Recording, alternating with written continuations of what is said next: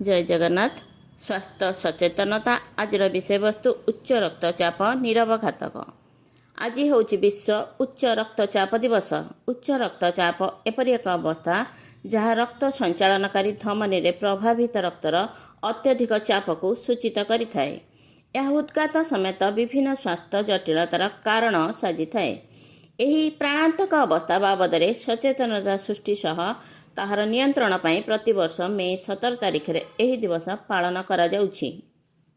अधिकांश समय साधारण लोक कहती मोर रक्तचाप होइछि, किंतु साधारण रे रक्तचाप एक रोग नुहे, बरं यह देह रे रक्त संचालन पाई आवश्यक। रक्तचाप साधारण सीमारू कम किंबा बेसी हेले ही देह पाई क्षतिकारक। रक्तचाप विषय जानिबाकु हेले प्रथमे हृत्पिंडर गठन और धमनी विषय जानिबाकु हेबो। आम हृत्पिंडरे 4टी कोठरी थाए, दक्षिण नीलय, दक्षिण अलिंद, बाम नीलय, बाम अलिंद। ए 4टी कोठरी रक्त पंप भाव में कार्य करती। बाम पाखरे कोठरी 2टी देह सारा विशुद्ध रक्त पठाउथिला बेले दक्षिण पाखरे कोठरी 2टी देह जाकर दूषित रक्त संग्रह करिथांती। प्रति मिनिट रे आम हृत्पिंड 60 बाय 100 थर स्पंदन करी एही कार्य करिथाए। एही धमनी गुड़िक देई शुद्ध रक्त देह सारा प्रभावित होइथाए। एही रक्त प्रवाह को गतिशील करिबा पई हृत्पिंडरे संकोचन और प्रसारण होइथाए। संकोचन हृत्पिंडरे थिबा विशोधित रक्त महाधमनी मध्य को पेली होई जाए। एही समय रे धमनी मध्य जो चाप सृष्टि हुए ताहाकू सिस्टोलिक रक्तचाप कुआ जाए। हृत्पिंड प्रसारण समय रे धमनी रे जो चाप रहे ताहाकू डायोस्टिक बोली कुआ जाए। आपण देखिथिबे डाक्तर माने रक्तचाप परीक्षा कले 2टी संख्या लेखंती 120 बाय 80, अर्थात एही व्यक्तिंकर सिस्टोलिक चाप 120 एवं डायोस्टिक चाप 80। जने साधारण सुस्थ व्यक्तिर सिस्टोलिक चाप 100-140 मध्य रहुतिला बेले डायोस्टिक चाप 70-90 मध्य रहे।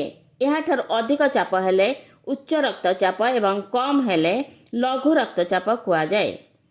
प्रति 10-20 जन लोकंकर मध्य हाराहारी जनकर उच्च रक्तचाप रही थाए, हेले सेमाने ए संक्रांत रे अज्ञ, कारण सेमानंकठारे कोनोसी लक्षण परिलक्षित होई न थाए। अनेक उच्च रक्तचाप रोगींकर मुंड बुलाए, मुंड व्यथा हुए, विरक्ति भाव उपजिबा सह नाकरू रक्त पड़े।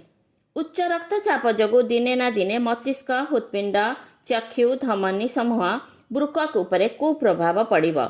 यह निसंदेह कुआ जाई पारे। उच्च रक्तचाप और अन्य सब कारणर सम्मिश्रण रे बड़ और छोट धमनी गुड़िक कालक्रमे कठिन हो जाती, जहाँफल धमनी रे रक्त प्रवाह कमी जाए। मस्तिष्क रे रक्त संचालन कमीगले पक्षाघात होता है। हृत्पिंड रे मांसपेशी रे रक्त संचालन ह्रास पाइले हार्ट अटैक बा हृदयघात होता है।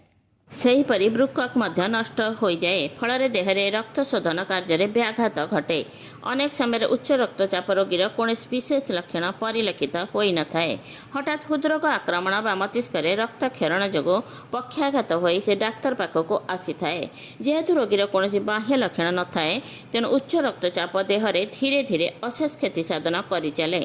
तेणु उच्च रक्तचाप को एक नीरव घातक बोली कहा जाए।